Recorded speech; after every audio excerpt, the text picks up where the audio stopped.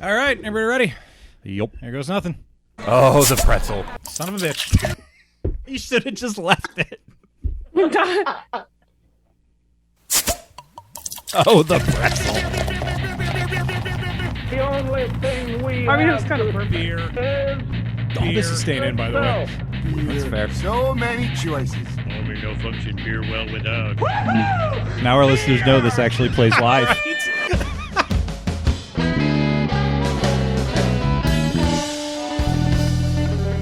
Hello and welcome to another episode of Beer Busters. Of course, we're going to bring in the news and reviews of your favorite brews. I am Dan Baker, joined by my co-host and brewologist. Steph Hefner. And of course, the demented and fermented. Wayne Baker. There's really only one guy who's going to be on the show when we're already this fucked up. And like, none of us are drunk. It's just like weird shit happened because I hit a button on the thing wrong and then we just decided to leave it in. You know him, you love his beer. Ethan Buckman's here. How are you, man? I'm doing great, man. It's good to see you guys. Good to see you. Likewise. Of course, Ethan, for the uninitiated and those who may not have looked at their phones while they're listening to it, the proprietor of Stickman Brews, as he likes to put it, the finest beer in southeastern Pennsylvania. Yes, it is, in fact, the best beer in all of southeastern Pennsylvania, and maybe the world, but certainly southeastern Pennsylvania. Man, that's Certainly. a bunch of bold claims there. Skipped the nation, went yeah. right to the world. What's up? You skipped the best beer in the country and went right to the best beer in the world. Yeah. Well, I don't like to beat around the bush. It's also based entirely on nothing, so I can say whatever the hell I want. That's fair. Yeah, that's true. So hold on a second. You are recording with us via your phone at the brewery in Royersford. And every time I am there, I get the shittiest cell service in your brewery. Do you have? Well, that's because we don't have public Wi-Fi. Steph, Oh, that we already know. know. I'm pretty sure we already talked about that in the show many times. Yeah, but I am not the public, so I'm on the Wi-Fi. You're on the Wi-Fi. Got the That secret explains juice. it. I am not. I am not. Yeah, okay, I'm glad you're writing it down because I was going to. Oh. So I would like to just give a little prologue to this episode. This episode, as people that have listened to episodes with Ethan before, will be 95% Ethan's voice and 5% our voices. Yeah, that's about right. And it is his list of grievances when it comes to lagers. So to give a little backstory, about a week and a half ago, Dana and I stopped at the Royersford Brewery because their mushroom cheesesteaks are the bomb, and I want them for lunch every time I'm in the area. So we wanted to go there for a mushroom steak and a lager. Well, I walk into said brewery and there's not a single goddamn lager on tap. So, of course, I had to give the idiot on the brew deck on his phone shit for this very reason. Side note, I instead got a lovely can of experimental number 12, which may be my new favorite Stickman lager, but we'll talk more about that later. Fast forward to a homebrew club meeting when we were at the production facility of Chatty Monks, which our dear friend John Stemler is the brewer extraordinaire there, and he was giving us a run of the land and all the pretty impressive new things he's doing as the Chatty Monks head of brewing operations. And one thing he mentions is how he is pressure fermenting lagers to get them through faster. So of course, the very first thing I think is I need to text Ethan and give him shit about this and wonder why he's not making lagers faster, which he in turn continues with very smart responses, and by smart I mean intelligent and smart ass. And the end of the conversation ended with me sending him the scheduling link. So now you are all caught up, and we will call this episode Ethan's Grievances as it relates to lagers. And do you know? Oh, okay. Hold on. We got to give the people all the important information, and then you can talk the rest of the episode. Yes. The reason I knew that conversation happened is you also gave him shit on social media. So if you would like to see said shit happen in real time on social media, you can follow us. Twitter, Instagram, and TikTok. We are at Beer Busters. There's Facebook, where we're Beer Busters Podcast. There's beerbusterspodcast.com, where you can add cool things like /shop. You can watch cool videos at youtube.com/beerbusterspodcast, or just type Beerbusters Podcast into the app. You're not going to the website. And patreon.com/beerbusters. Ethan, your rebuttal. Okay. So I don't have a rebuttal here. This is important. I want to give a couple of caveats. First and foremost, I don't intend to talk any more than I normally do, which is still a lot. But I'm happy to have feedback, and I'm particularly interested in discussing this with Steph and you guys. But And you guys. Mostly Steph. Well, That's Steph, fair. We're just here for color commentary. It's fine. you have formal education and Yeah, stuff, you yeah. know. But so that's the first part. The second part is it's not necessarily grievances, but I don't love the way I have heard some of my peers like discuss lagers, and I think that some of these like lager techniques floating in the zeitgeist are like, misinformed. And so I want to take advantage of like an actual beer lovers podcast to get a little weedsy for a second to talk about that. Can I provide a series of caveats before I start saying anything? Sure. So your audience who knows me and those who have listened to me for 3 minutes now, think of me as like a foul-mouthed stoner who makes like weird Instagram videos and like all kinds of shit. So I would never do this. I know that like I can be a dick, but I'm generally not like this kind of person. But I feel it's important for me to like establish a little general credibility besides just existing in the beer world, because I'm about to contradict some stuff that my personal friend and a guy I used to work for and a dude I really respect, John Stemler, is like doing and has said. And I'm also about to publicly contradict two of probably the genuine best lager brewers in the world who were on your lager episode talking about some things on lagers. I always forget her first name because I just think of her as the beer stop person, but it's Amanda, right? Ashley. Ashley. And then same fucking thing. The guy from From Jack Sabby. Jack? It was Jack. Yeah, it was Jack. Whatever the fuck. I forget these people's names because I'm just thinking about the breweries. But so I listened to your lager episode. They said some stuff I didn't really love. And so I think that since I'm going to be contradicting like such well-respected people, that I do personally really respect, I think it's just like a disagreement a little bit. But so I've been brewing professionally for 13 years. My first brewing job was at Church Brew Works, which is a very, very lager-heavy, lager-focused brewery. Our best-selling beer was Pious Monk Dunkel. During the time that I was at Church Brew Works, we won like 8 GABF medals and like 9 LA International medals, many of which were in lager styles. We also won Best Brewery of the Year. My next brewing job was at Hofbrauhaus, which is obviously one of the original lager breweries in the world. And I became the assistant brewmaster at the Pittsburgh branch. I worked for Mustang in Oklahoma, which is now a defunct brewery, but they were very, very avid in lagers brewing. I also worked for Free Will as the head brewer for about a year. And during that time as Free Will as head brewer, I worked with Stemler, and I did a lot of stuff with like their Kolsch program and some of the stuff that they were starting to do in the lager space. Then like tweaking just little minor things about temperature control and stuff there. But I was handling beers there. And then we opened Stickman. And even though Stickman started off as like a very farmhouse focused place, we have like obviously since expanded into a lot of lagers, which I've been like seriously trained in. So I just want to put that out there because like I just want people listening to this to know that like there are more sides to this coin, right? And like I'm not necessarily viewed as like the lager guy like these people are, but I just wanted to establish like a base level of credibility there.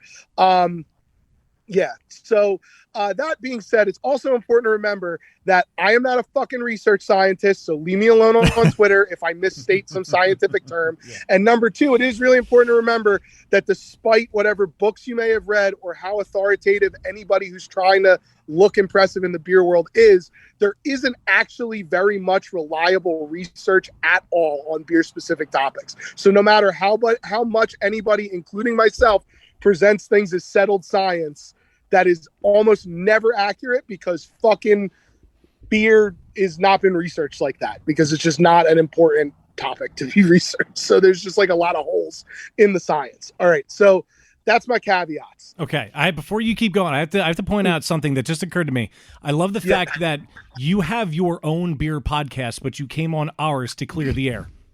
Yeah, we haven't recorded our beer podcast in a while. And honestly, that beer podcast was mostly me and Jim making fun of Untapped. So fair enough. Like, but this could also fit into making fun of Untapped. Go somewhere. I'm sorry, there's a fucking car. I'm standing outside. If I'm going to go on a podcast to talk seriously about beer, it's not going to be my. It's not going to be yours. I would also just like to interject a note for any future guests that might be listening. That very succinct and informative background that Ethan just gave of his brewing experience, it would be great if all of our guests would just like give that without prompting, just like give their entire resume up until the present moment as entertainingly and as informatively as Ethan just did. Well, so very well done. I just know that the second I start popping off here, Oh, that's there's going fair. to be like three dudes on the internet Yeah. who are going to send a bunch of messages about like, how does Ethan know what he's talking about? This person brews more lagers, and it's like, go, whatever. Mhm. Well, and I don't think you're coming on here to be like, I know better than all of these other people. You're just here to present your experience and your view on things. And I think now more than ever, we all need to learn to listen to more than one side of a conversation. And some people might agree with you. Some people may be like, nope, I'm still going to do it this way because this works better for me. And there's not one right way to do things all the time.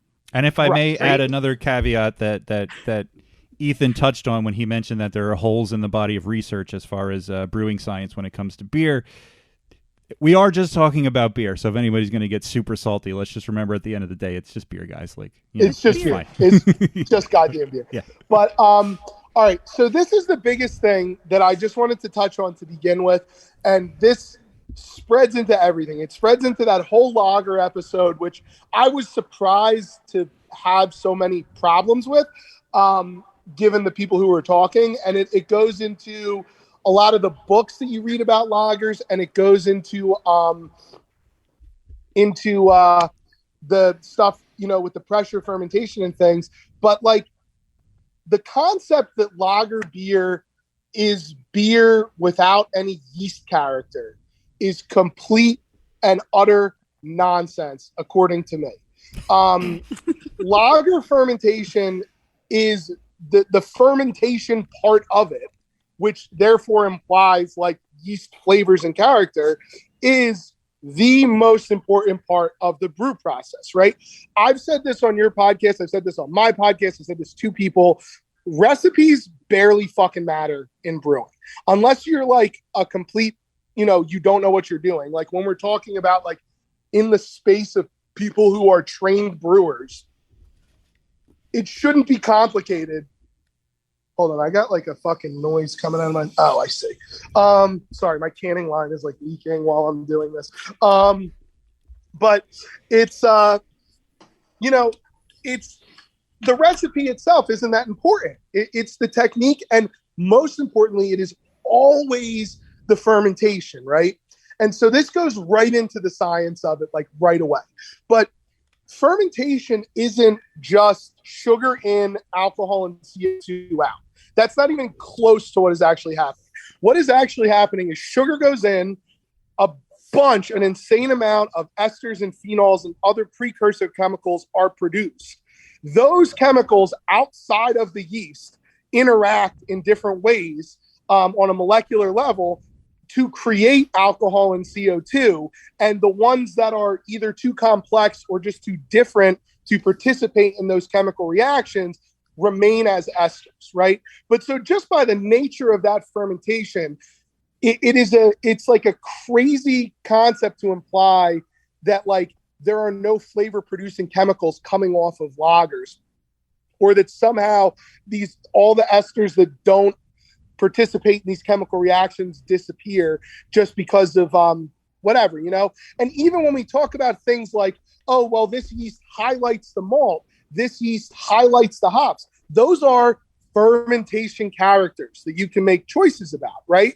When a lot of times, especially when you're brewing lagers and you're taking them through a step mash that's like completely designed to really give you this broad mix of sugars, the idea being to get a full-bodied beer without any sweetness to it.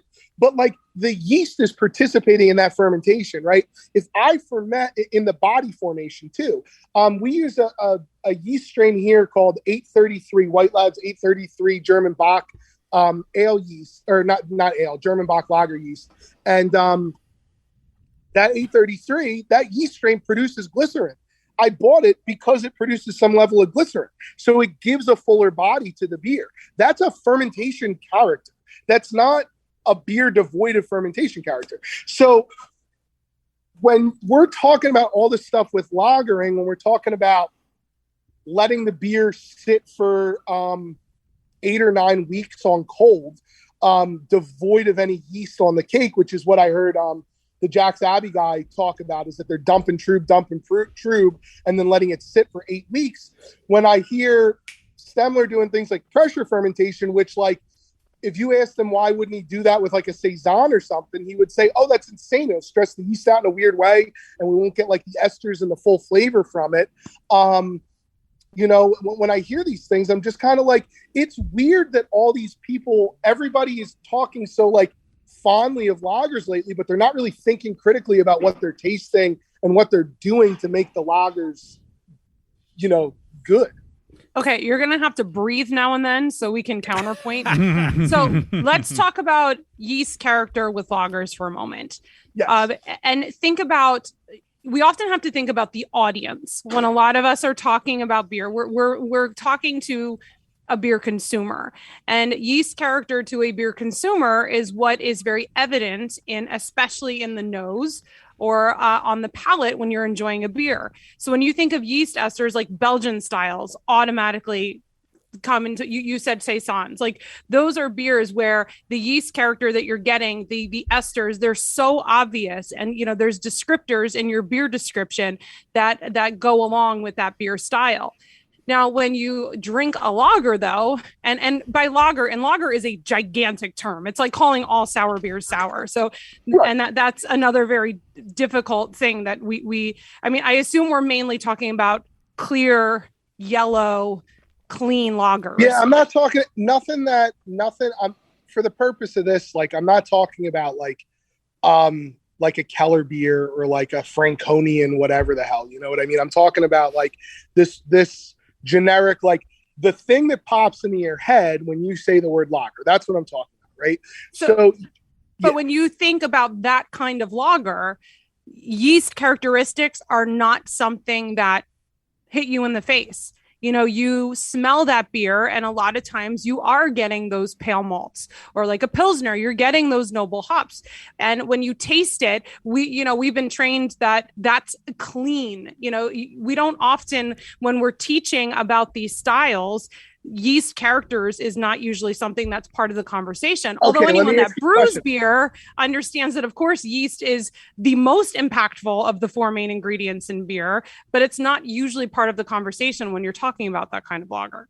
Okay, let me ask you a question, and then I'll make my point about this, which is that, like, when you are brewing a lager, Bill, and you smell the wort, does the Pilsner malt in the wort smell the same in the wort as it does when that lager is coming out the tap?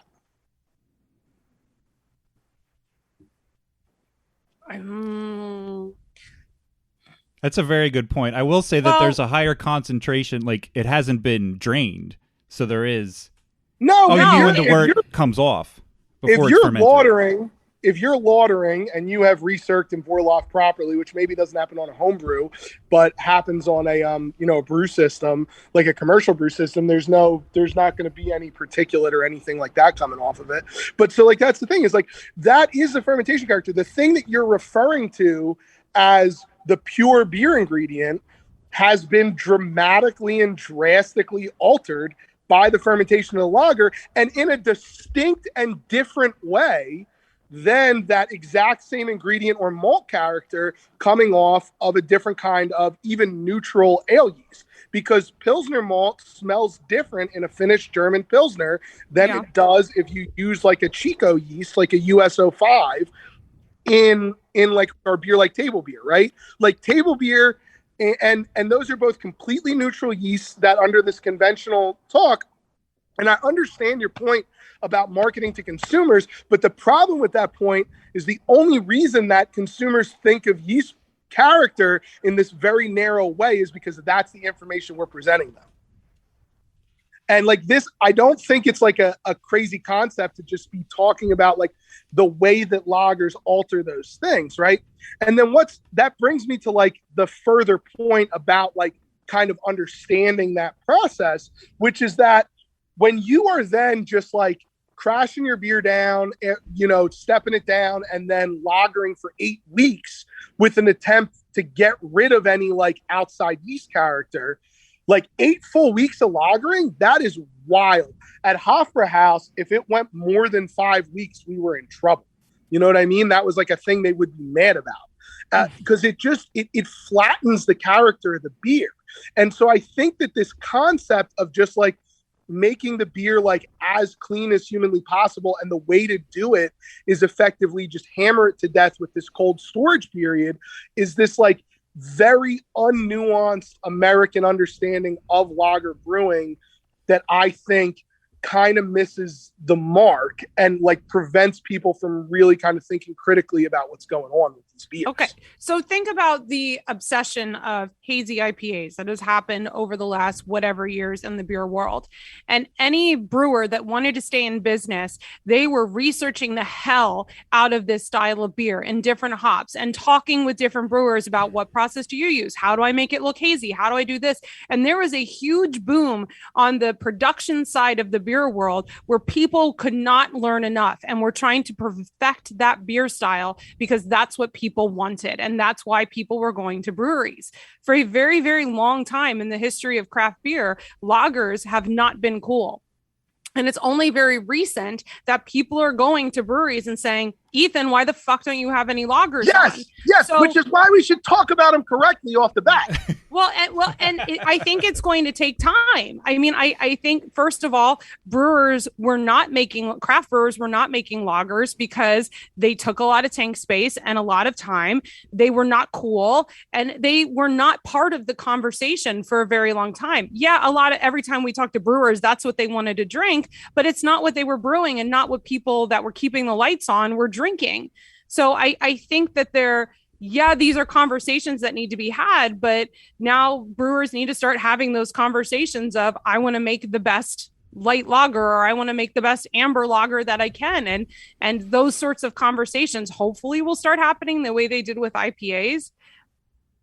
But I don't know. Well, and people need to be interested in learning about them. I mean, how many people have come to your brewery and their first question is, what hops did you put in this IPA? Oh no, you're right. But like, here's the problem with that is that, first of all, like, in order to get people interested in it, we need to talk about it in a more intelligent way, right? Like, we're not afraid to talk to, or like brewers who are doing New England IPAs are not afraid to like talk to people about the difference between like yeast sediment load and like protein haze versus chill haze versus like hop creep. Like, people who are brewing New England IPAs are like not afraid to just like bring these like super technical terms to customers, and the customers respond to them and like start to understand them.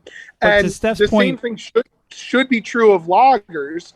And the reason that I was bothered by this is because the people that you had on that first episode, that episode that I'm referring to, that lager episode, who were saying these things that I really, in my experience, like really disagree with on like a nuanced level.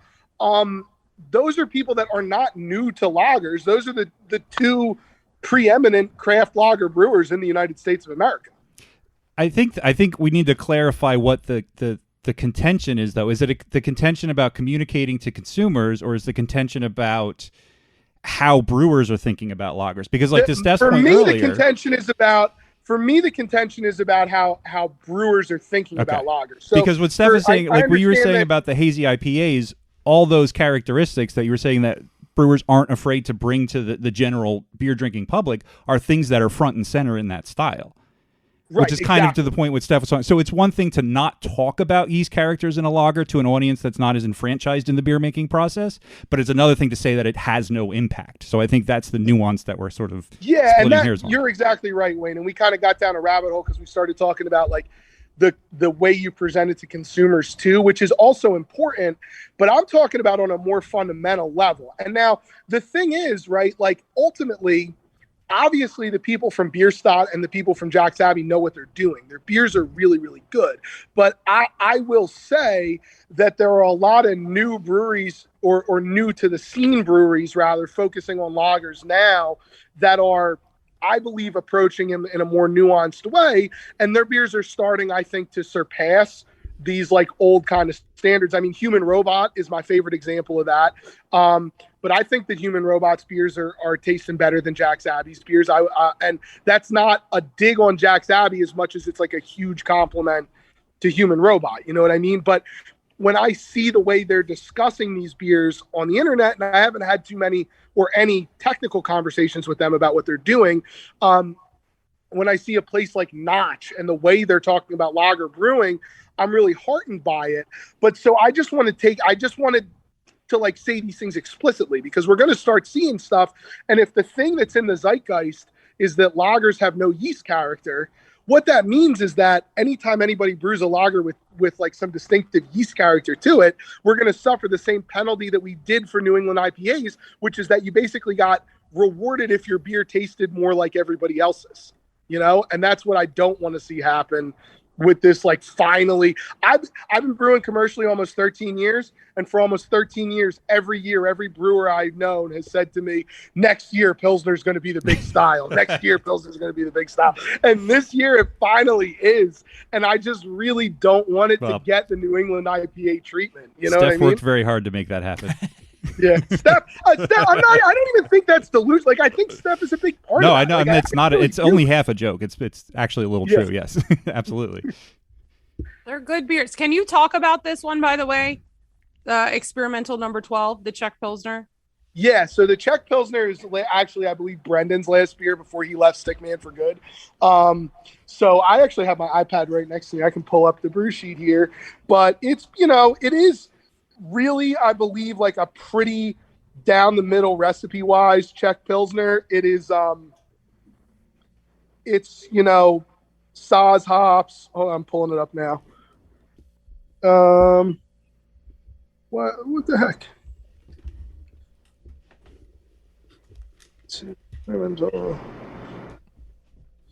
Hold on. But it's Saaz hops. It's here we go. It's Czech Bohemian floor malted Pilsner malt, which is really awesome. We took it through we do what I call like a poor man step mash at Stickman, because we don't have really advanced brew system. So what a step mash is that, like, in a standard brew, you mash in the grain at one very specific temperature and just kind of hope for the best. A step mash with like really advanced lager brewing, you're going to take the grain in the mash through 3 or 4 increasing temperatures to try and really control the mix of fermentable and unfermentable sugars that you have. So this thing got a really nice step mash, and then just like a ton of Saaz, and then we just fermented the hell out of it, and then we let it condition warm for almost 2 weeks, which is a really, really important part of the character in that beer.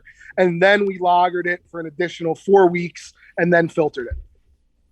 So talk about the yeast characteristic that I should expect to experience while enjoying this beer. So a couple of things you're noticing, I'm sure, is the fact that like that really caramel malt character has kind of like a spicy note that comes off at the end of it. That's not really from the hops. That's from the yeast. The full mouthfeel is something that's happening from the yeast. The fact that the hops are the first thing that like hits your mouth, and then you kind of get that crisp finish, that's a yeast character. The fact that those things are not like lingering, that's because of the way that we handled the fermentation. The way that smooth mouthfeel, that like the carbonation doesn't like overwhelm you because it doesn't feel acidic, that's a fermentation characteristic. I remember when I went to brewing school during our residency week, one of the things that we had a conversation about is how when you started a brewery, usually you're a cellarman.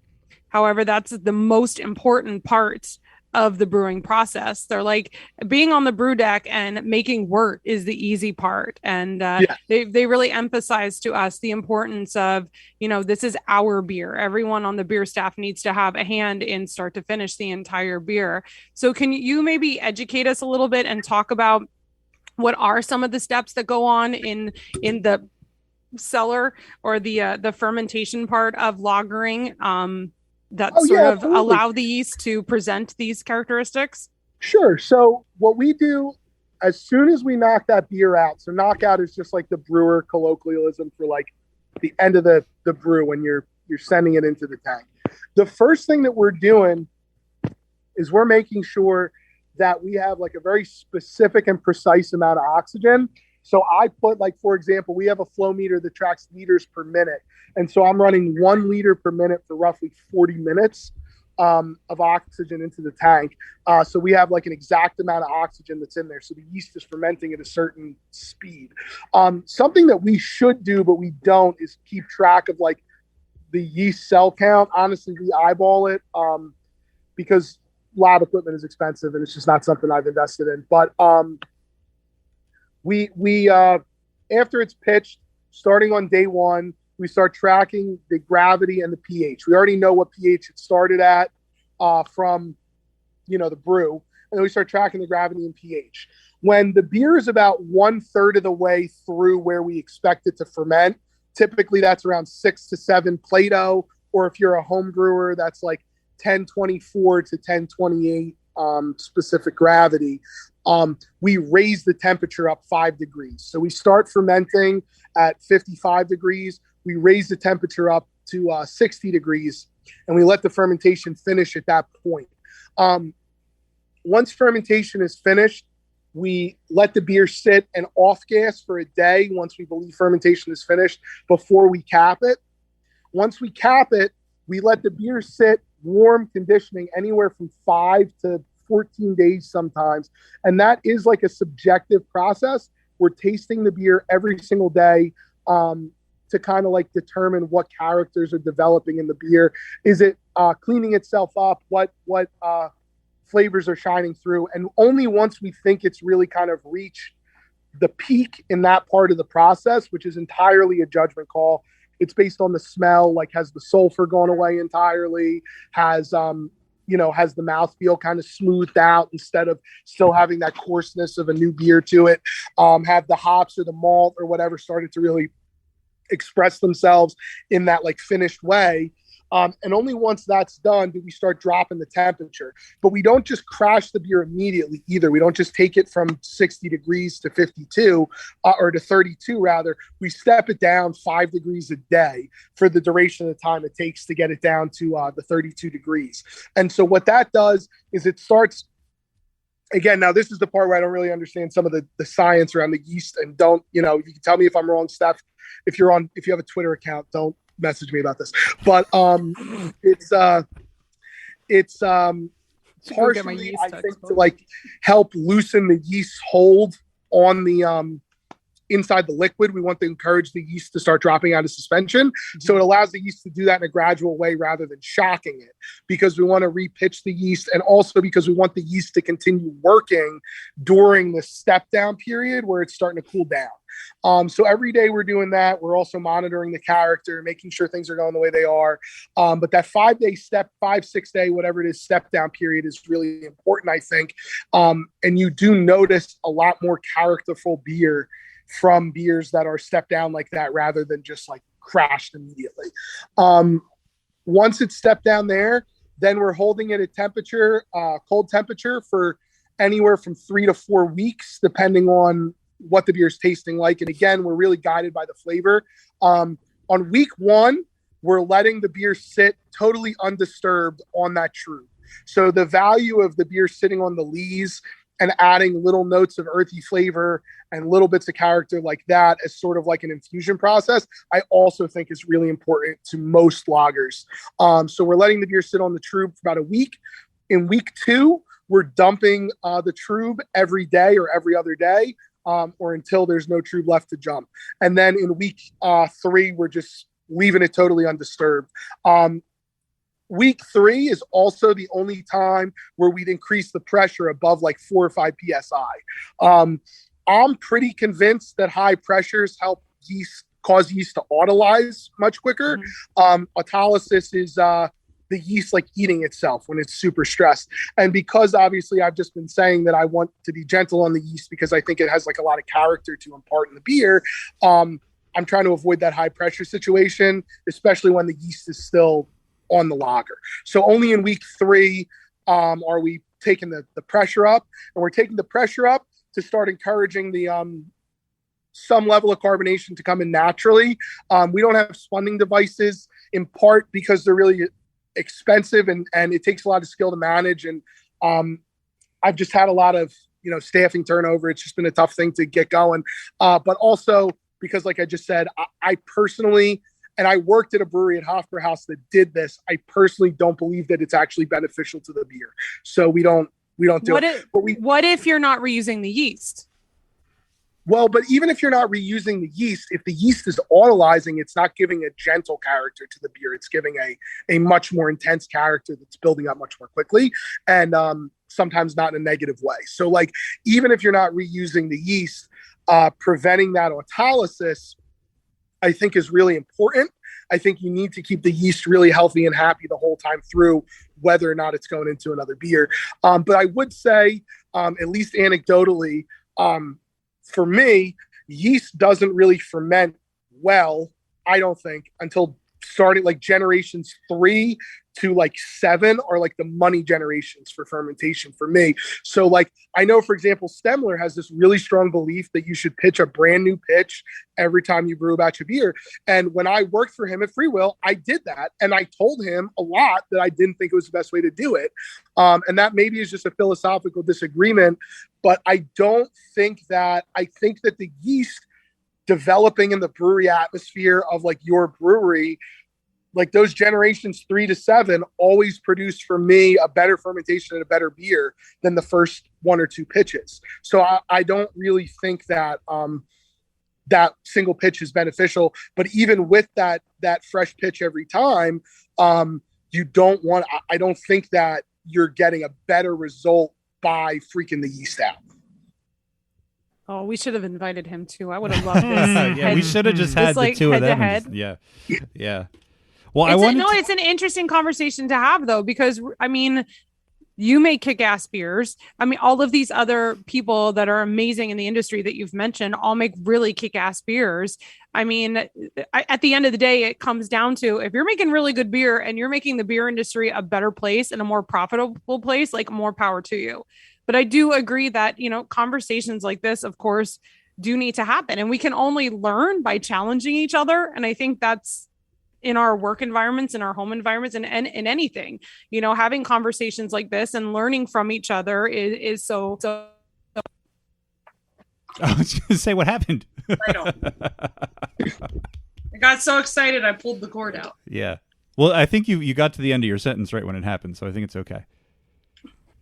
But yeah, dude, I agree. And I mean, like, that's the truth, right? Is that like a lot of this results in like very subjective things. Like, I think this beer is better when it tastes like X. I think this beer is better when it tastes like X plus 1. I think this beer is better when it tastes like Y, right? And so like those things are very subjective. And there's like other stuff that like is like maybe a better or more important factor.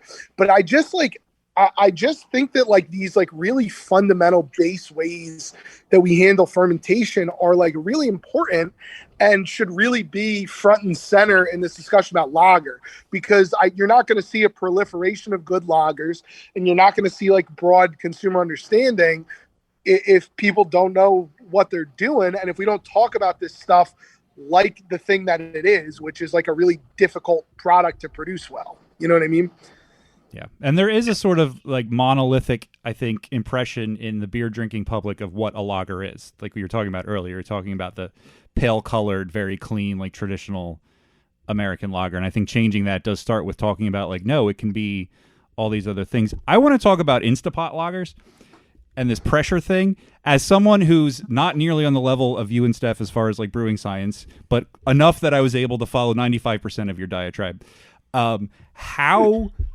How does increasing pressure in the fermentation period speed up the lagering process? Like, I understand how it works in cooking. How does it work in fermenting? Well, so like, I don't know the answer to that question. So like when we did this when I did it with Hofbrauhaus, it was primarily a method for carbonation capture so that we didn't have to add artificial CO2 to the beer. And a big part of that reason is for head retention. So a thing that I learned at Hofbrauhaus is the beer only foams once, right? So the less foaming that happens in the tank, the more foam you have in the customer's glass, right? So at Hofbrauhaus, what we would do is around 4 Plato fermentation wise. We would take what's called a spunding device, which is a special kind of pressure release valve that's adjustable, that's off the end of the tank. I'm assuming this is what Stemler's using too, but Steph will have to fill you in on exactly what Stemler's process is, because I wasn't there to see it. But at about 4 Plato, we would crank this spunding device up to, if it was a lager at low temperature, it'd be 1.2 bar. If it was a ale at a higher temperature, it would be 2 bars. So that's 1.2 bars, about 18 psi, 19 psi. 2 bars, about 30 psi. The reason for that difference is mostly because of temperature. CO2 absorbs more rapidly at colder temperatures. So, but the primary objective there was just to increase head retention and kind of naturally carbonate the beer. They had a belief that natural carbonation improved the mouthfeel of the beer. I think that theoretically that can be true, but I think that the results of stressing out the yeast make the benefit kind of a net neutral at best. But so like when somebody like, I'm under the impression that when guys like Stemler are talking about fermenting under pressure, they've got the thing rocking at like 8 or 9 psi for like the duration of the fermentation. Is that what he was doing, Steph? I don't know. He didn't tell me his whole process. So I was hanging out eating pizza and checking out the brewery, and somehow one text to Ethan turns into his 2-hour. So okay, so I'm gonna be, and Stemler, you can text me or tweet at me or whatever the fuck. But when dudes are doing pressure fermentation all the way through, they're typically doing like an 8-9 psi fermentation the whole way across the entire from start to finish. And the thought process is that by like increasing the pressure and preventing like the yeast from kind of like overreacting, I think that what the theory is that like in a way by like stymieing the yeast, you're preventing the yeast from creating these like more noticeable fermentation byproducts, which you would then theoretically lager off later. And so that's the way it's been explained to me in the past, not by Stemler. I didn't talk to him. And he's a super smart guy who has a degree in chemistry. So like he often has like other reasons why he's doing certain beer techniques. We call those ulterior motives. Right. And so for all I know, he's got a totally different thing he's cooking up here. But that's, to my understanding, what I've been the most of the time when I've heard about that kind of fermentation process. That's the way it's been explained to me. And, my rant at the start, I think that is a fundamental misunderstanding of where the flavor in a lager comes from, right? Is like where that theory is based off of. Ethan, here's a question for you though. So one of the biggest reasons why a craft brewer says they don't want to brew lagers is because of time and space. So it sort of makes sense to me that perhaps discovering ways to create a lager in a more rapid way, although it may not be to like the holy lager gods and like it may not be best practices, but let's be honest, a lot of things in human history that we do more rapidly now is not the best way to do it. Just think of Wendy's. Like it's way healthier to have a burger that probably would have taken you a lot longer to make. However, don't you think it's worth a conversation to look at, I don't want to call them shortcuts, but maybe ways to reduce the time that it takes to produce a tasty lager? Yes, but my point is not that even like those, I don't think it's not worthwhile to try those techniques. There's a lot of people with like a lot of different philosophies in brewing, and there's a lot of room for all that. My point is just that like if we're discussing these things, I really think it's important that from my side right now, I'm just concerned about like brewers being aware of like what is going on and thinking critical about what they're doing, right? Like there's a place in the world for Wendy's. I had it for dinner, but nobody is under the illusion that like Wendy's is doing the same thing that like the burger at Kensington Quarters is. You know what I mean? Like there is like a widely understood difference between both the producers of the product and the consumer, right? And so even if we're not like trying to put things on tiers of quality, which I'm absolutely not trying to do, we do have to have like an honest level of conversation and like perspective about like what a lager is and what it's doing, because on the brewer side of it, a lot of people, most people in the beer industry are on the job trained, right? Almost everybody is on the job trained.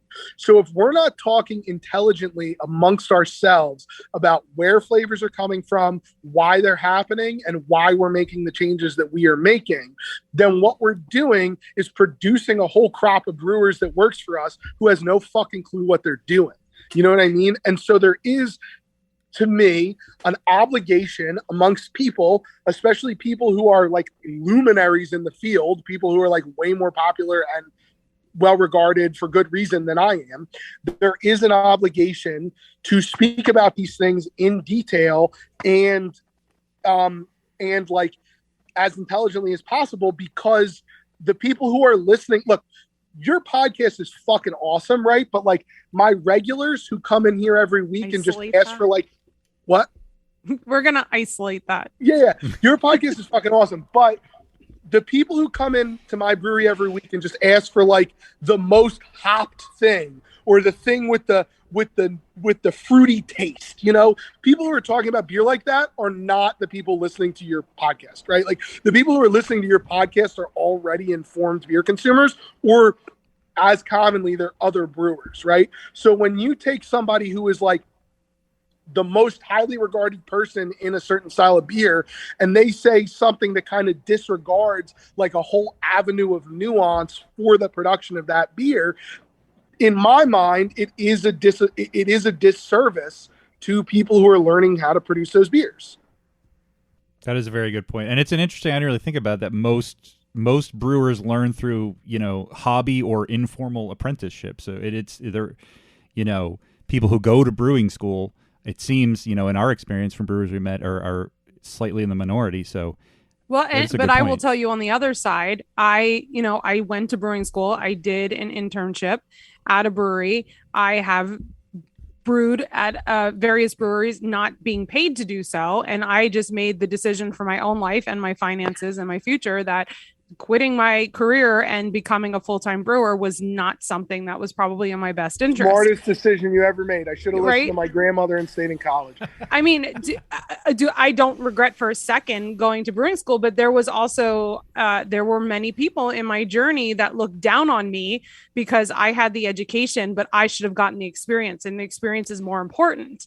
And that was one of the reasons why I sort of strayed away from brewing professionally also, was because of that stereotype that, oh, you have all this beer knowledge, but you don't have the experience, that people that got experience were better. And believe me, I think that brewing for whatever many years in a brewery, that there's nothing that can replace that experience, but there does need to be a balance of both.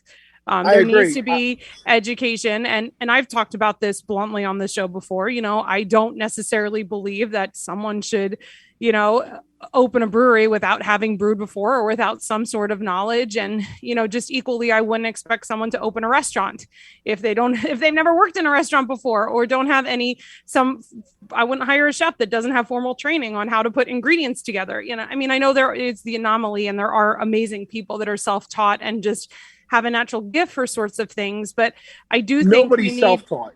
Well, okay. I mean, but there does need to be this need for experience and for education. And I also think that regardless of what world you find yourself in, you need to be open to conversation. And honestly, Ethan, like, I'm enjoying this conversation, but I kind of wish we had a few other people on the call here. And I would love to hear other people that are just as experienced brewing, because again, I went to beer school. I have brewed a small amount of time, but I don't have the knowledge near that you do. And I don't feel like I have enough experience to respond to you in the way that I kind of wish I could. So I kind of wish that I was here to talk to you. And I take your opinions very seriously, Steph. You can tell me you think I'm an idiot, and I would believe you. But I know you're an idiot, but that's also what makes you endearing. But yeah, I agree with you. Like, this would be cooler as like a roundtable discussion. I think I just wanted to I'm glad that I have the opportunity to like present the issues, right? Because like the broad point is just, whenever you hear anybody talk about these, and like this is like I know a lot of people who are like new to the beer industry or are like the number 2 brewer at a place who listen to this podcast all the time, right? And so it's like the thing that I want people to hear is that like you have to think really critically about like what you're doing and like why you're doing it, and like in beer, and like just because somebody who's like won some medals or who is like you think their beer is cool or whatever says something does not mean that is like, you know. And I like for nothing, I like these guys. They're good brewers, obviously, and I haven't really listened to their podcast that much because it feels like a boatman's holiday to me.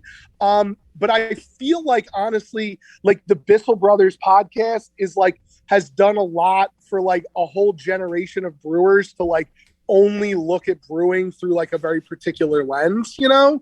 And I think that we need to get away from like listening to like a specific set of dudes like over and over again. And I use dudes in the gender neutral sense of the word, right? Like I mean like anybody who has like been in brewing, which, okay, we could do the caveat, right? Many more men than women for a lot of reasons other than women's capacity to participate in the beer industry. But nonetheless, women too, who are kind of set in their ways and then present only their way of doing things as like the absolute truth. And, you know, I have the ability, and I do this too all the time because I'm a dick, but like it's, you know, it's just something we should be cognizant of. Right. And it's just like, just when I heard them say that lagers have no yeast character, I lost my mind. Me and Brendan ranted about it for like 2 hours. Well, if nothing else, I'm glad we're eliciting such strong emotional reactions from our listeners. What I'm thinking though is I'm hearing that we're planting the seed for Lager Panel Part 2. Sure. Or the end of Beer Busters. Lager Panel Part 2. Porque no los dos. The laudering. No. We need like a cool. I don't know. I don't know. I'm drinking this now, and it's really good. Dan and I have Yellow been drinking. Snowman Yeah. cometh. We've been drinking that because beer's awesome, right? That's It a is. fun one. Ethan, I'm leaving you some nuggets on my check-ins for these. Oh, great! I haven't looked at Untappd. I don't know if I haven't been super public about this kind of stuff just because it's my personal life. But I went back to therapy, and one of the things my therapist told me to do was not look at Untappd anymore. Jesus And Christ!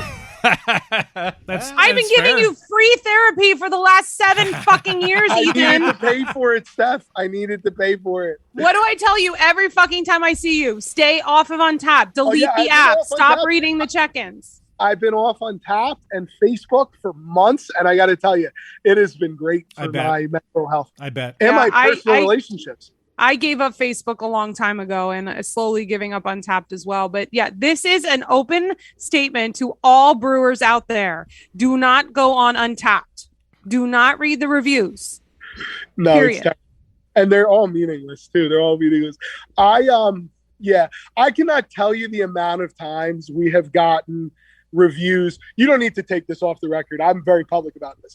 Most brewers, ourselves included, especially when it comes to New England IPAs, these recipes are not different. Like every hazy IPA you have from any brewery is the same beer over and over and over again with a different label. They just like, from a technical brewing perspective, there's just not a possibility for that much variation, no matter how much belly aching people do about the right way to add the hops and the temperature the whirlpool should be and all this bullshit. There is no practical variation between almost any of these beers if they're brewed well. And I cannot tell you the level of parsing about different beers that I see on the internet, that I hear from my customers, and I know with absolute certainty the only difference between those beers is like a bag of wheat versus a bag of oats. And they're like talking about the different hop characters, and this one is fruity, and this one is piney, and this one is resiny, and the body on this one is too thin, and this one is too sweet. They're all the exact same goddamn beer. I don't remember where I was going. Hold on. Listen to how passionately you just talked about lagers for the last, I don't have a watch on, in certain amount of minutes. About an hour. And now Look at your the pod way player. that you are talking about hazy IPAs. Now you love lagers. We know that. You have an extensive background brewing and drinking lagers. There are breweries that have made their statement in the beer world because of this style. And there are some really fucking smart brewers out there that have figured out some pretty impressive techniques to make pretty amazing IPAs. And I'm going to call you out on this because you're Pitbull talking is a with multi-platinum recording artist.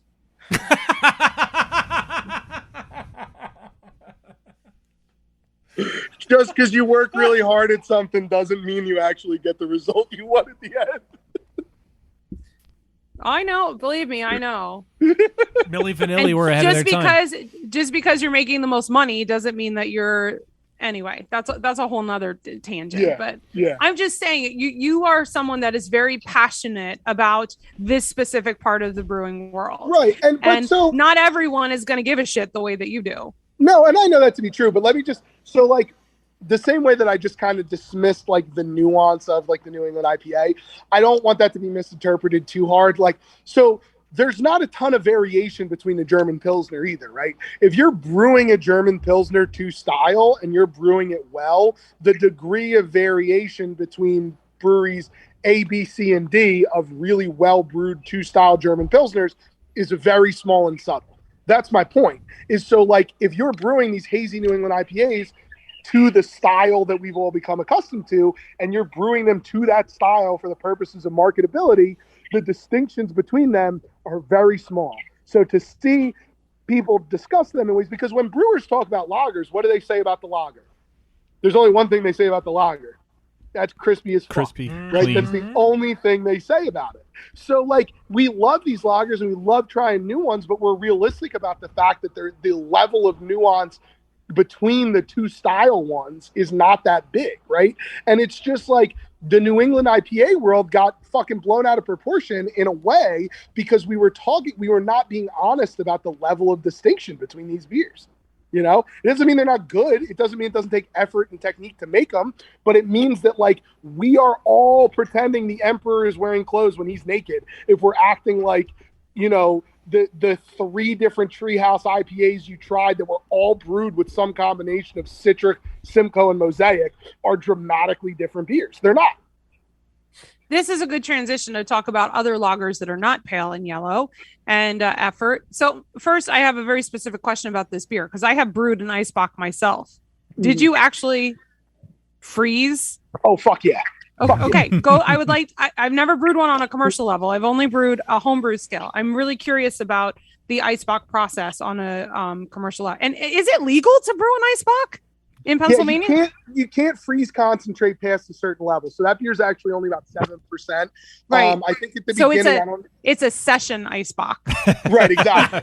Yeah. So I think at the beginning, I don't know if you were recording yet or not, I said about that beer that it's like a very loose appropriation of what that style is supposed to be, because most Eisbachs are like 18% and like jet black.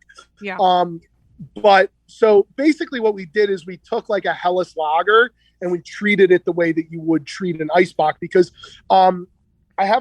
Americans are very hung up on specific style definitions and no other brewing tradition in the world is. So like this would fit the definition of an Eisbach in the place where Eisbachs come from. But everybody with a BJCP certificate has sent me a text message or a DM about how this is the wrong color. But it's also a third of the ABV. Yeah, but again, that's a thing that is totally arbitrarily made up by a bunch of dudes in a room who never left the United States in 1984. So, whatever. But what we did for that is in that process that I described where we dropped the temperature, we just kept dropping the temperature until we were at about 29 degrees, which is like right on the freezing tip of beer, right? Because you don't want to get like an ice cube in the middle. You just want to kind of make it like a slushy almost. Yeah. And so we just put it at that 29 degree mark, right on the freezing tip of the beer. And then the only other thing that we did is we dumped the yeast a bit quicker because we didn't want it to, you know, do anything weird from like actually freezing. So we dumped the yeast a bit quicker because I didn't know if it would create off flavors otherwise. And then we just bring it down to 29 degrees, sit it for the same period of time. And then when we filter it, we add like a a heavy particulate strainer to it, to that process. So it just strains out the ice cubes. Lovely.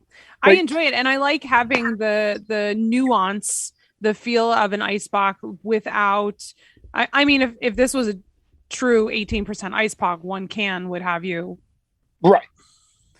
Good done. Iced. So I like it that it's a more sessionable ice box, and I enjoy it quite a lot. And it's a good conversation starter because a lot of people don't know what an ice box is. Yeah. Or people are going to come at you and bitch that it's not really an ice box. So it's another good conversation starter. Yeah, but that's really cool that you started with a Hellas. I mean, when we brewed one, we started with a Bach recipe and went from there. But I never even thought about a Hellas. I kind of want to try this now. Yeah, dude, it's a lot of fun. It's a cool thing to do, and I've done it with a couple of different beers on a homebrew scale. When I used to homebrew a lot, I used to homebrew really seasonally. So I would brew like 10 5-gallon batches of lager all at once in September, and I would just leave them all out on my porch till the end of November, and then I would keep a couple of beers to like freeze concentrate, and I would leave them out there through January, and then I would bring them in. Obviously my process has refined since I was 19, but that's what I used to do when I used to homebrew a lot. And then when May came around, you just brewed a bunch of saisons and put them out up in your attic. No, yeah, I lived in Pittsburgh for most of the time. I lived in Pittsburgh. I lived in some place that had like an above level balcony of some kind. So yeah, I literally did 100% of my brewing based on what the temperature outside was, and I put the beer outside. That's my favorite kind of You're brewing. like a monk. I love beers that come from the necessity of circumstance. You kind of look like one too. Yeah. Oh my gosh. Is it time for a game? Yeah, I hope so. Yeah, we could do that. Yeah. Cheers, Internet. Welcome to Happy Fun Time Games, the podcast trivia segment that is decidedly not the public.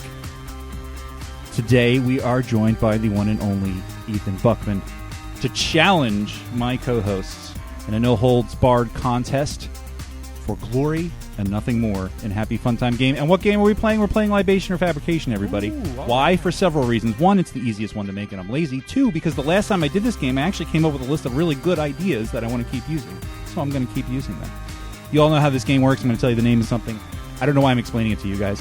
But to those listening, if you haven't heard this game on the podcast before, I'm going to tell them the name of something, and they're going to tell me whether it's the name of a beer or something I just made up. And we will begin, as we most often do, to my left with Dan. Our first beer is called Everything is on Fire.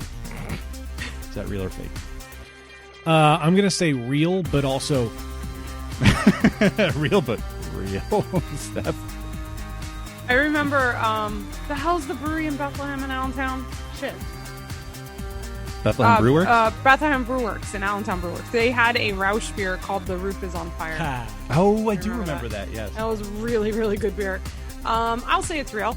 Saying it is real, and finally, Ethan. I'm going to say it's fake just because they said it's real.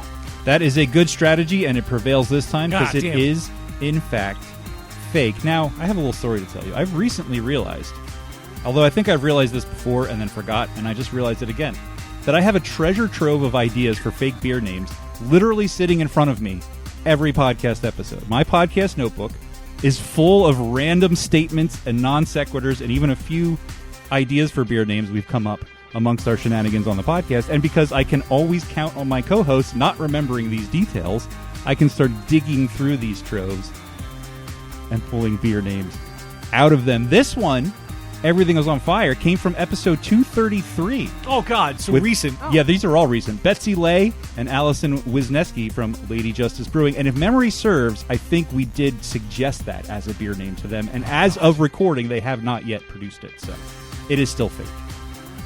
Although everything is quite, frankly, actually on fire. Moving on to our next beer of the game. And Steph is up to guess first on this one. This one is called Undercover Cuddles. Is that real or fake? Kind of sounds like a Levante IPA. Actually does, yes. I can tell you it is not a Levante IPA. I will give you that much no, information. They're all called glitter something. Fresh tickle. Clouds. Something with clouds. Yeah. Oh, geez. I want to say it's real, but you said you had lots of good ideas, so I feel like every beer in this game is going to be fake. I'm going to say fake. All right, Steph is saying that's fake after much agonizing over the nature of the game. Ethan? Real. Ethan saying real. We've got two different answers. Dan, what do you think? Fake for the same reason Steph said it. All right, it's fake for the same reason. Interesting strategy. Does not pay God off. damn Ethan, again, is correct. Because this one's real. Undercover Cuddles. It sounds dirty, but it's actually quite wholesome when you think about it. It was a one-off spiced winter warmer from Mackay Brewing Company in North Carolina. When it was released in December of 2020, Mackay said it is cozier than a knitted blanket and accompanied the announcement with the image of two little puppy snouts sticking out of just such a blanket. Fucking wholesome, I told you. All right, so Ethan is doing really well so far. Half the questions right so far. We are moving on to our penultimate beer of the game. It's a quick one, ladies and gentlemen, this time around. Ethan, tell me, is this real or is it fake? This beer is called Can I Speak to Your Manager? Ooh. I think that's got to be real. All right, Ethan is saying that is real. Dan? It's got to. I think so too. It's got to be real. Dan also easily saying real. Finally, Steph? I'm saying real because Ethan said real. Yeah, that's exactly what I All think, right, too. everybody agreeing with Reeson. Everybody agreeing with Ethan. A good strategy because everyone is correct. That one I'm so glad I is, have a point. in fact, real. Yes, it's a just north of 7% hazy IPA from Black Stack Brewing, which is in St. Paul, Minnesota. This beer also comes with a subtitle, which is, I don't intend to pay for this. Though I would imagine the brewers would prefer that you do. Black Stack released the beer in late 2021 as a liquid shout-out to all of our service industry compatriots. So there you go. I would like to speak to your manager. So we have found ourselves already at the last beer of the game. I normally add up the points real quick to see who's in the lead, but I think we all know who it is. With a perfect score so far, Ethan has 3 correct. Look at that smug look on his face. Yeah, how many episodes of this show have I been on? Oh, God. 700. This will be the first time I've won the game. This will be the first time I haven't come last in the game. I don't know that for sure, but I believe you that is true. All right, well, this is our last beer, so we're going to make Ethan guess first because he's in the lead. This beer is called Confetti, but no toast.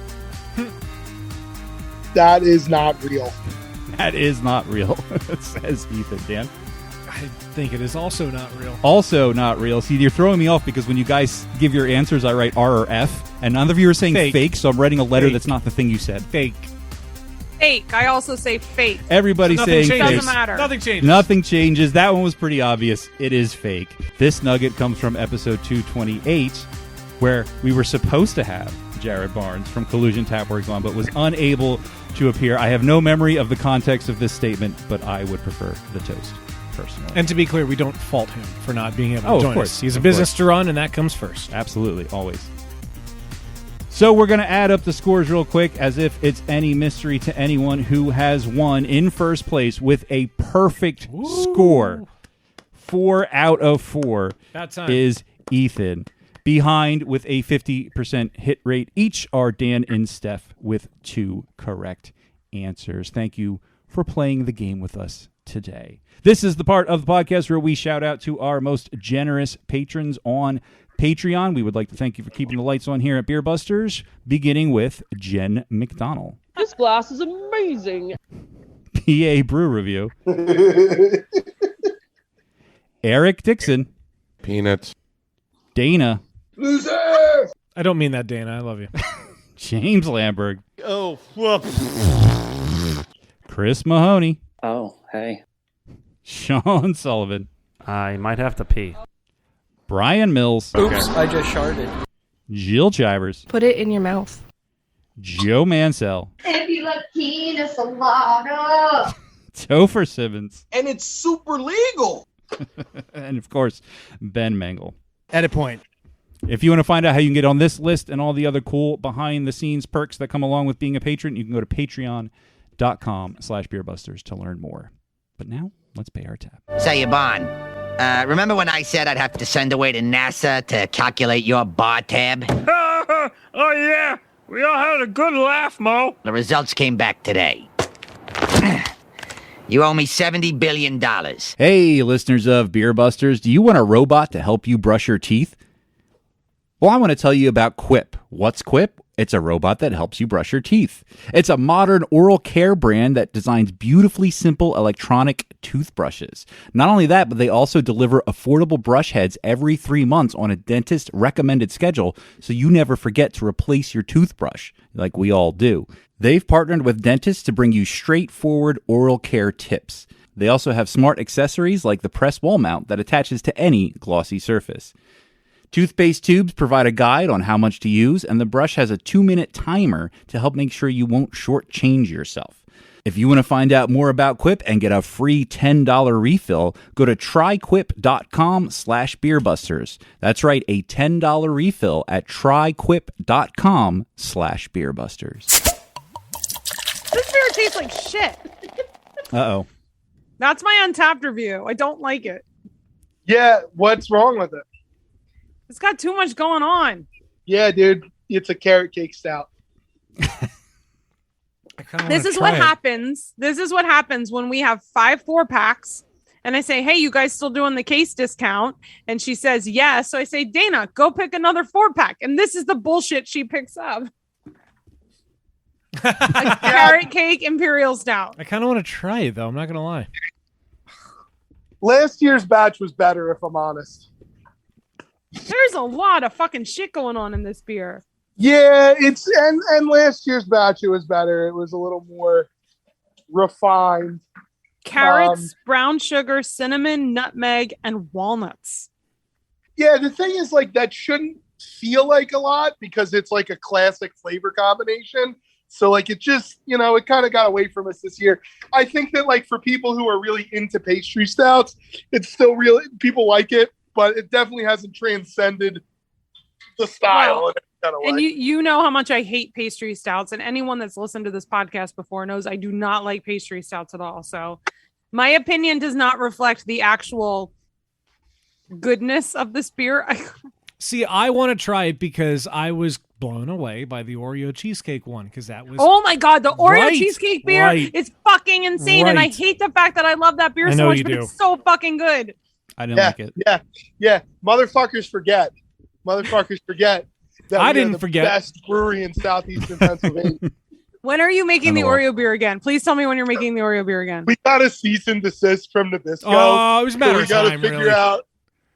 You can use the Aldi. Use the Aldi brand one. Just go Hydrox. They don't care. They want the publicity. We can still use Oreos in the beer. We just have to. The problem is that the label. We were getting away with it for a long time, and then we flew a little too close to the sun with the label, and it kind of, I think, pushed them over the edge. So we just have to, like, I think I'm going to name the beer something like not legally whatever sandwich cookie ale. I approve. Yeah, but it'll that come beer. back. I love that beer, and I hate that I love that beer. Yeah. It's me not too. the kind of beer I should like. Yeah, I was really that was one of those very few beers where I was like, yes, mission accomplished, because I just like to piss a certain segment of the beer market off. I said all this high-minded shit at the beginning of the episode, but I am an internet troll, first and foremost, right? And there's just something about, like, the concept that you could brew like a well-balanced cream ale that has Oreo as a flavor component in it that, like, I love so much. Like, conceptually, it makes sense if you really, I don't want to get in the weeds about it, but, like, because if I get in the weeds about it, then, like, other motherfuckers are going to start doing this for real. But there is a way, if you really think about it, that conceptually that particular flavor profile just makes sense in, like, a clean session beer. And, the Oreo cheesecake is the one that really got traction, but we did it with a few other ones too. We did it with the coconut cream pie, and we did it with key lime pie, and we did it with something else too. Oh, the apple cake, which that was my Uncle Norman's 93rd birthday beer. And Norm's birthday bash. You didn't see that?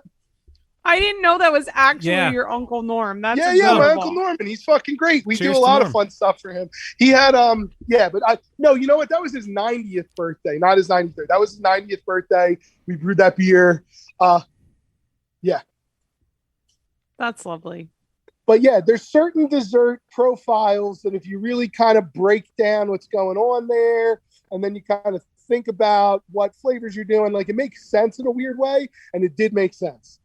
I just keep thinking about the Oreo beer. I'm sorry. Yeah, we're gonna make it again.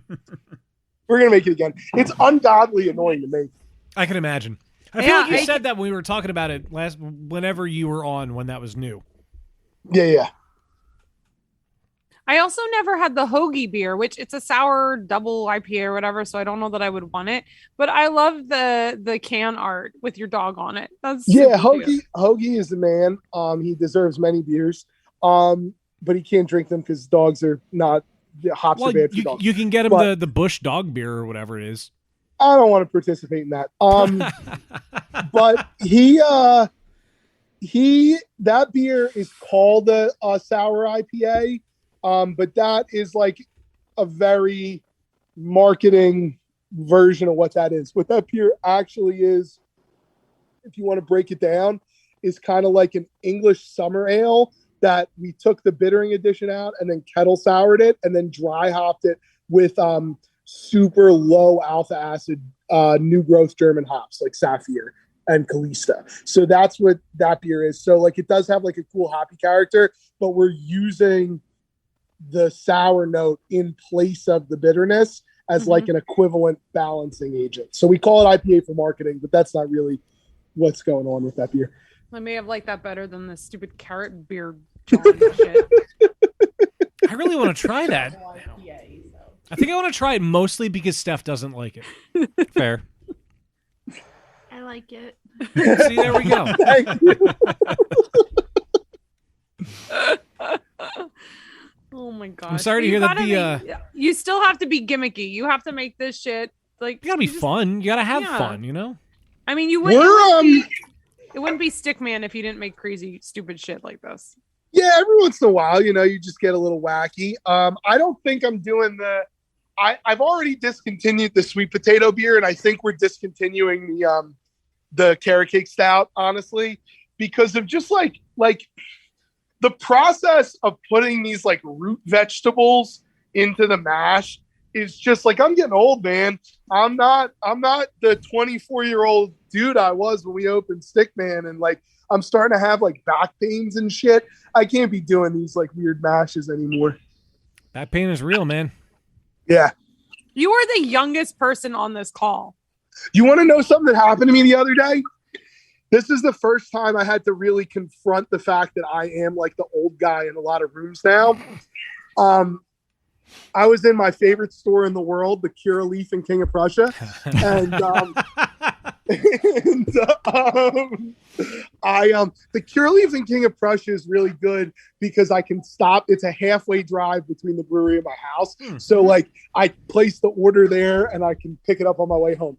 But anyway, I was at the Curaleaf on King of Prussia, and they were playing the old Kanye album. I forget which one, but they were playing one of the old ones. And I was talking to the guy who, I cannot stress this enough, I firmly believed was the same age as me. And I was talking to this guy, and he was talking about the song to one of his coworkers. And I said, yeah, I love this whole album. There's a different song on this album called Drive Slow that me and my like first high school girlfriend used to like listen to on like repeat. Like it was like our jam. And I just really loved that whole album. And he looked at me and he said, your high school girlfriend? And I said, yeah. And he said, this album I was 5 when this album came out. No. and the thing is, like, up until that moment, I'm 30, I'm going to be 31 in 2 months. Up until that moment, I was looking at people who looked like they had just graduated college and assumed they were the same age as me. And that made me really realize that I am fucking old now. Yep. Yeah. If you're old, what does that make us? Ancient. What? No, you guys, are roughly the same age as me, though, aren't you? Like, We got 10 years on you, man. I've got Well, a this guy few doesn't. years on you. I'm going to be 35 in 2 months. Steph is that's knocking on functionally the 40's door. What? I'm not far behind. I said Steph is knocking on 40's door, and I'm not far behind.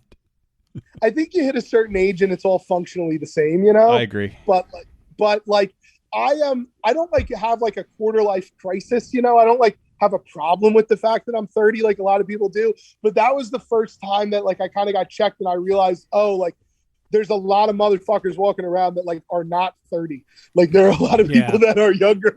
I was dreading 30 leading up to it, and then it happened. I was like, oh, this is fine. Yeah, I'm having a Just great another time. day. 30. I felt 30 when I was 26. So like this feels great to me. Like now all my friends also want to go to a quiet restaurant, you know? So like we're I think that 30 for me, 30 was I realized I'm not in college anymore. Yeah. That's when I started getting hangovers. And you kind of feel like you're like, man, I didn't know very much when I was younger and I thought I knew everything. And now that I'm weeks away from 40, I'm like, damn, I knew shit when I was 30 and I feel way smarter than I was then. Yeah, so, I reflect on decisions that I made. You know, when I was 24, I felt like a real fucking big shot, right? I had all these prestigious brewing positions. I had just opened my own brewery at 24. You know, I was doing all this shit. And I think back on that time now, and I realized how much of a fucking asshole I was. Oh, yeah. I was like not smart, but also like not nice. Like I was not a great dude.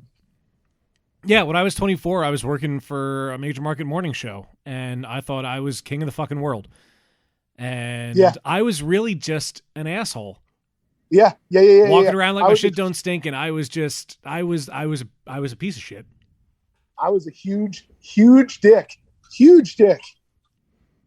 I spent the ages of 14 to 28 being in a complete waste of space. Yeah. That's not true. No, mostly true. But that was a long time ago.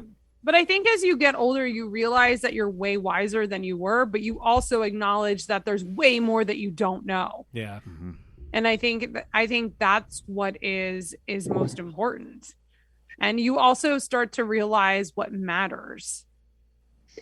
Yeah, I think for me, the biggest change, and I mean, it was like my professional life and like otherwise too, it was just kind of like, I stopped, like everything stopped being an emergency. You know what I mean? Like, yeah. So it's like, maybe I guess that's like a perspective thing. You realize what matters, but it's also kind of like, it's just kind of like not everything is so fucking intense all the time. You know what I mean? Like just not everything. However, you and I have jobs where everything is intense. You know, with my career, every second matters. And I have a lot of responsibilities for a lot of other living things around me. And for you, you're a business owner. So you are very much responsible for Stickman and the people in it and the products. And so like our work environments, everything does sort of feel like an emergency at every moment, even those tiny little decisions that we have to make. But maybe we're wiser about the time we spend away from our places of work. For me, and this is like, I guess, coming back to the subject of the podcast, I mean, your real life job is a bit different. But like for me in the brewery, actually, it was separating myself from that mindset that has like, I think, I'm kind of going through this like reinvigoration where I'm like brewing all the shit again and I'm like having fun again. But honestly, man, it was actually like that, like everything can feel really intense and you can just be assaulted by everything. But the thing is, like, I'm not doing brain surgery. Like, what's the worst fucking case scenario? I sell hot dogs for a day instead of open the kitchen. We got 9 beers on tap instead of 12 or 13. Like, ultimately, like, what's the goddamn difference, you know? Like, yeah, if there was like a fire or something, like that would. Or God forbid you had no lagers on tap. Well, no, I'm not worried about not having lagers on tap. I got 4 lagers in cans. You got plenty of hot dogs. Well, and I will say, I never realized I could just grab a can from the cooler and drink that in your space. Yeah, dude. When you said that, I was like, what? What do you think we're still, what am I, stuck up? I don't want to see the can on the table? Come on. Well, it definitely made me simmer down a moment. That's what I'm saying. So, but that's the thing is like, we got 30 beers in cans, what happens? What's the difference? And then, it's just like, it's like all of that. It's it's just everything is not an emergency. And even in beer, like at the end of the day, I just spent 2 years dealing with this like industry crushing pandemic, and like I thought I was going to go bankrupt like 3 different times, like and in the midst of it, like people are dropping dead like flies because of COVID and like all this kind of shit. And like, what am I supposed to get all bent out of shape because the beer has to go on the truck next week instead of tomorrow? Come on. I also wanted to mention while we had you on the show, you previously had talked about the spirits line that you're a part of, False Bottom. So I wanted to get an update on how that is going. False Bottom is moving along. We're still kind of going slow, if I can be candid. Just like a message to consumers, right? COVID's been really rough on bars and restaurants, and it continues to be. Like, so at the very least, be kind to people in that industry. But you should think about using this time now that cases are low again. We have overwhelming evidence that the vaccines make you safe, even if they don't prevent every case. People should really start thinking about going back to bars and restaurants and resuming their lives, because bars and restaurants are having a really hard time. And as a result, I am having a hard time buying the Audi I want to buy. So, wow. The He's False joking. Bottom, I promise. I am joking. I have a Toyota Avalon, and it's the best thing I ever did. I thought you were going to say, I'm joking, I want the Tesla. Yeah, no. I already own my dream car. All right, it's a Toyota Avalon hybrid. It's got leather seats and a heated steering wheel. So, aren't hybrids amazing? I have a hybrid. I fucking love it. And what's cool is you can turn it on electric vehicle mode. And if you're in city limits and you're only going 25 miles an hour anyway, I go all electric in the city. I don't use any gas. But I'm jealous you can do that manually. I can't. Mine just decides to switch. Oh, yeah, no, mine has an electric vehicle mode. As long as I go under 26 miles an hour, it stays all electric. And then it charges itself with the brake, and then if the battery dies, it just turns the engine on. But yeah, but the False Bottom line, it's going well. We're in the very early stages of looking for a facility for False Bottom. I don't know what the timeline for that is at all yet, but we have a cool concept that we'll be ready to unveil like once we get it going. We're exploring the canned cocktail space, and we hope to have those on the market sooner than later. We are not currently distributing in Delaware like we were recently, but we're looking for new Delaware distribution. We're working on Jersey distribution. So False Bottom is great. If it was my full-time job, I think it'd be moving a lot quicker. But just because it's everybody who's involved in its part-time thing, it's just kind of plugging along. But vodka, gin, excellent products, and canned cocktails, and hopefully some bourbon coming pretty soon too. Yes. If you need somebody to help taste test your bourbon, you let me know. Oh, absolutely, I will. Absolutely. The gin is lovely. We have a bottle of it in our bar, and we enjoy it a lot. Thank you. I'm almost out of gin. I need to get gin. I might get a bottle of yours. I highly recommend it. Any thoughts on like infusing your spirits? Ooh. I recently had a jalapeno infused gin, and it was sort of life-changing because I'm not a big spirits drinker, but I quite enjoyed that experience. Philosophically, I think infusion should happen at the bar. So I don't always love the infused products, because usually it's like an extract thing that they're infused with, unless you get it like at a bar.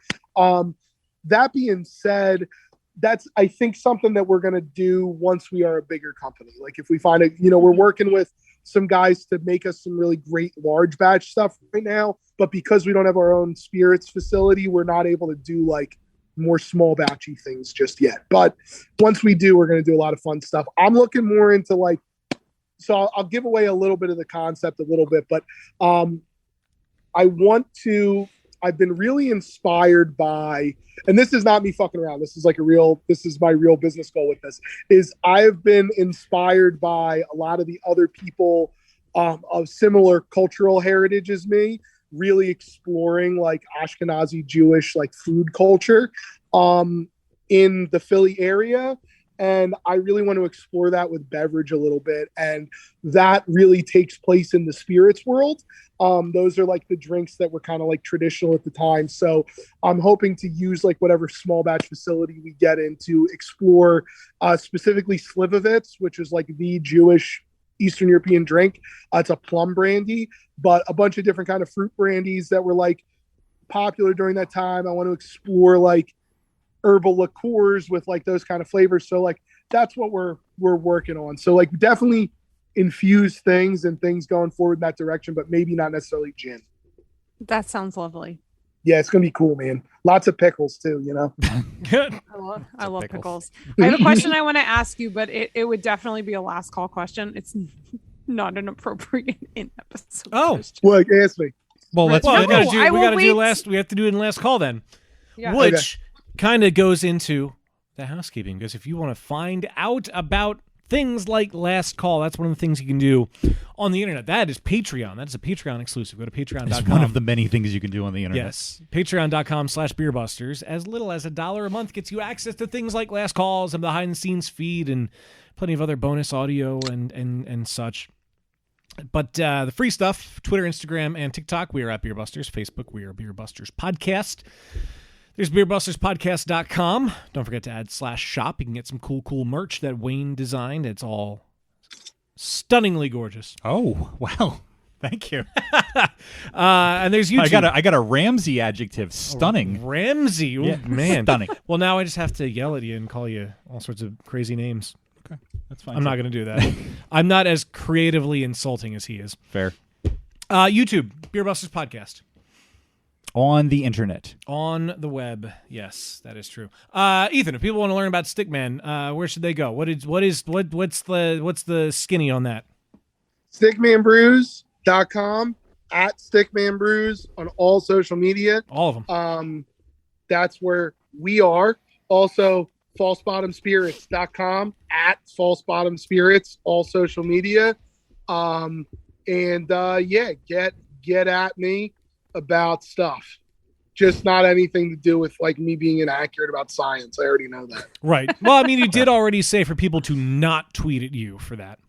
Yeah, don't tweet at me for that. But anything else, get at me. Tell me about it. Okay.